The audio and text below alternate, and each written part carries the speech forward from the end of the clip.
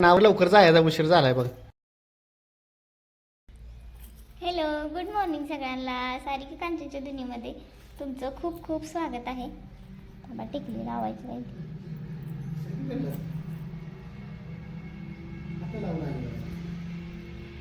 तर टिकली लावायचं विसरलं. तर आता माझं आवरले, फक्त आता हेअरस्टाईल करायची राहिली. तर आता आम्ही गावाकडे असल्यामुळे ना, यावेळेस आम्ही घरच्या घरीच मेकअप आणि शूट दोन्ही पण करायचं ठरवलं होतं. तर कशी दिसते मी ते कमेंट करून नक्की सांगा. माझं आवरून झालं इथं, म्हणजे हेअरस्टाईल फक्त राहिली आणि आता कांचनचं आवरायचं चालू आहे. तर सध्या आम्ही उंबरगावमध्ये आहे, कांचनच्या माहेरी. ही बघा कांचनची पण हेअरस्टाईल राहिली. ती आता नाश्ता करून घ्यायला लागली. मी काय सकाळ सकाळ नाश्ता करत नाही, कारण मला पित्त होतं त्यामुळे ह्या दोघांचा नाश्ता करायचा चालू आहे. Good morning. या चहा प्यायला. कांचन तू काय बोलवते का नाही?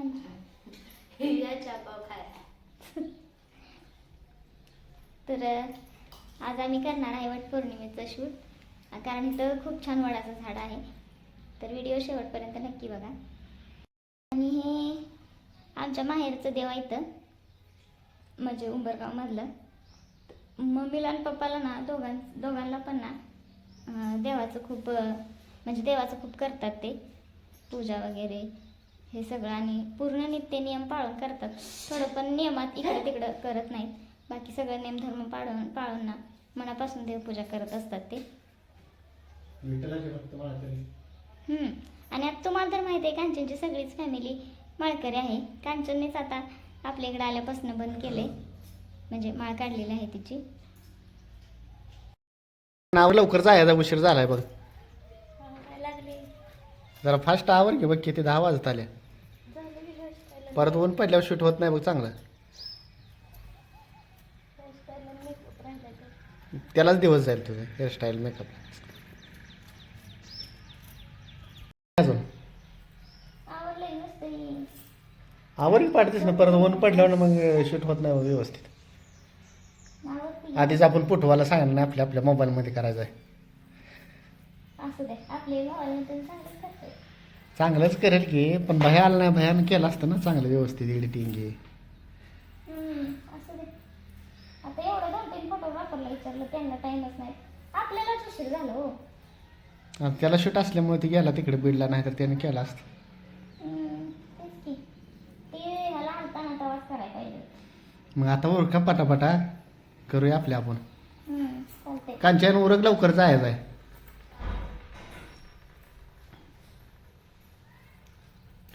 उरका मेकअप बिकअप करा. खाली काय पडलं बघ तुझ्या कानातलं निघून.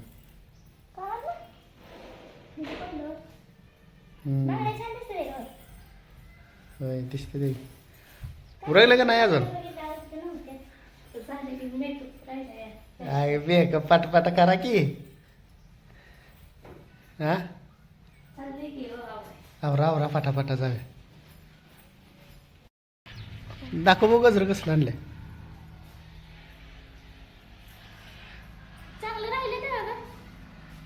हो का, कांचन गेलती गजर आणायला, गजर घेऊन आले. काल आम्ही येताना आणलो होतं, पण तिथं अंकलच्या फ्रीजमध्ये ठेवलं होतं. हाय चांगलं आहेत. फ्रीजमध्ये ठेवून सुद्धा हाय असं राहिलं ते ग. मला वाटलं काल आणल्यात म्हटल्या होत्याला खराब, पण चांगलं आहेत. तिकडं कुठे घेऊन चाललंय? घाला की आता नेसा, लावा केसाला.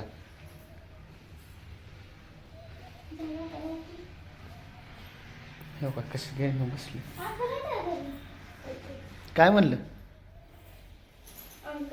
काही जरा लवकर पाटा किती टेल्यावाली चाललाय चौकाय खावा.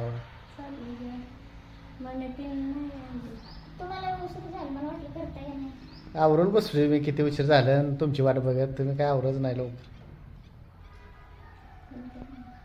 कांचन झालं का नाही?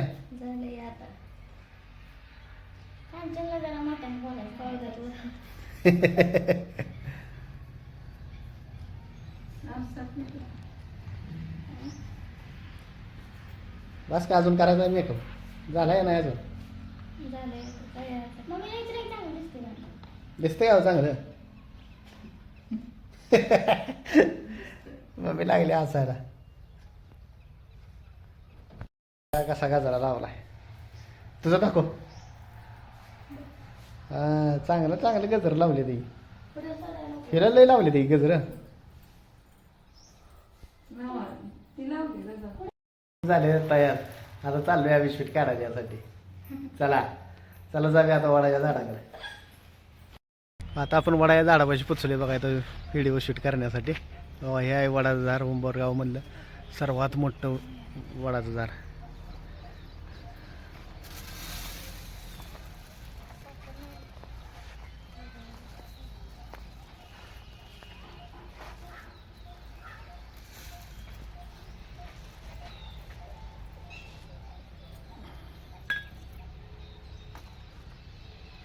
गहू पण लागते तो ओटी भरायला लागते का? गहू, जम्परचं पीस, अगरबत्ती. मग काय आहे ते? हां ब्लाऊज पीस हो. ब्लाऊज पीस आणि जम्पर एकच असते. आमच्याकडे जम्पर पीस म्हणते.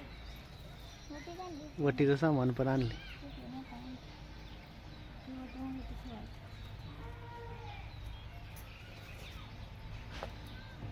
त्यात काय तेल.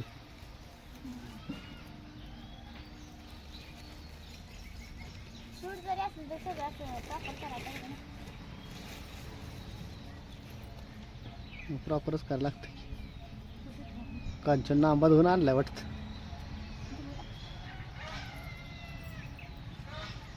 धुवून आणलाय काय कांचन आंबा? दोन नाही हो, ती मला झालं. धुतलेलं का?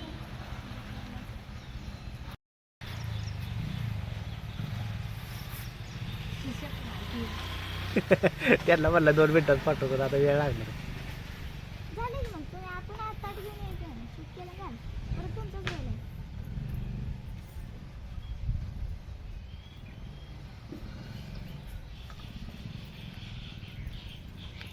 बघा हे 2 फोटोग्राफर आणलेत बोलवून आहे. हे लागलेत दडून पळायला. ओय. एवढी घे काय होते.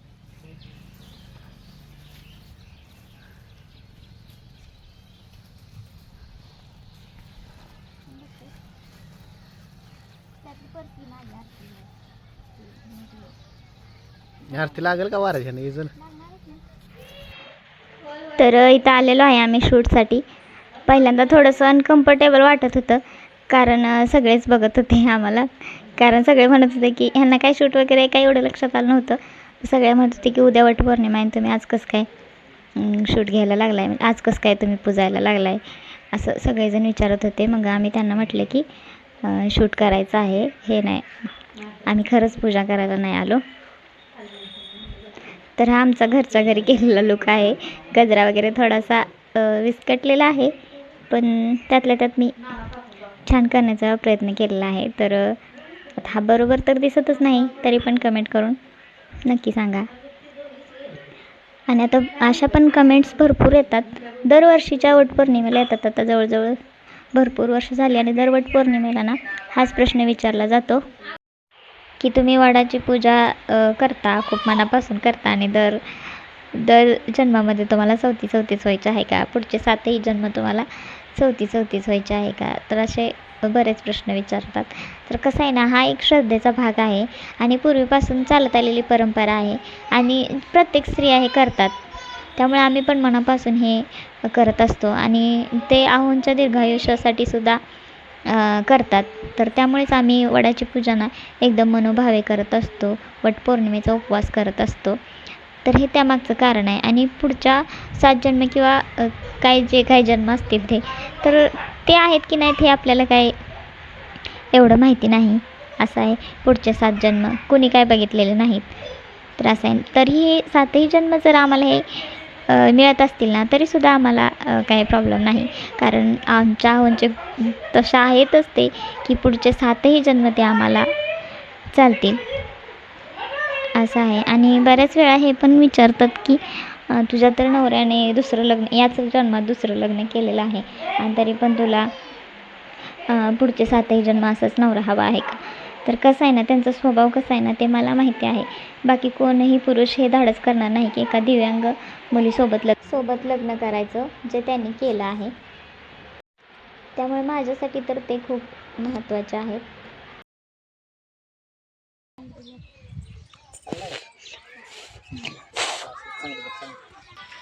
आजचा सगळा शूट गोट्यानं केलेला आहे. थँक्यू गोट्या. श्रेयसनं पण केलं. हां ते आलते नाचकी फांदी आलते तिकडे जात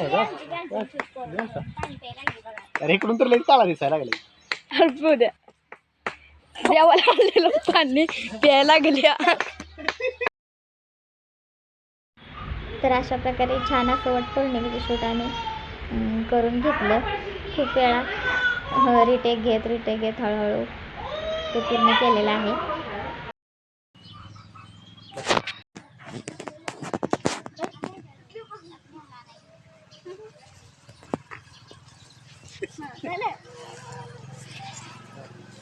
कसं झालंय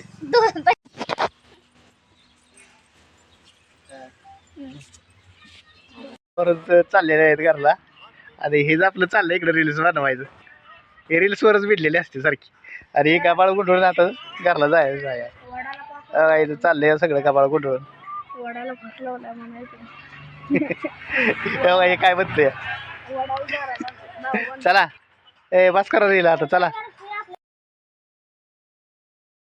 लवकरच व्हिडिओ तर येईल आपल्या चॅनलवर. नक्की बघा. आणि तुम्हाला हा व्हिडिओ आवडला असेल ना तर चॅनलला लाईक करा, शेअर करा, सबस्क्राईब करा. फुल म्हटलं करा. धन्यवाद.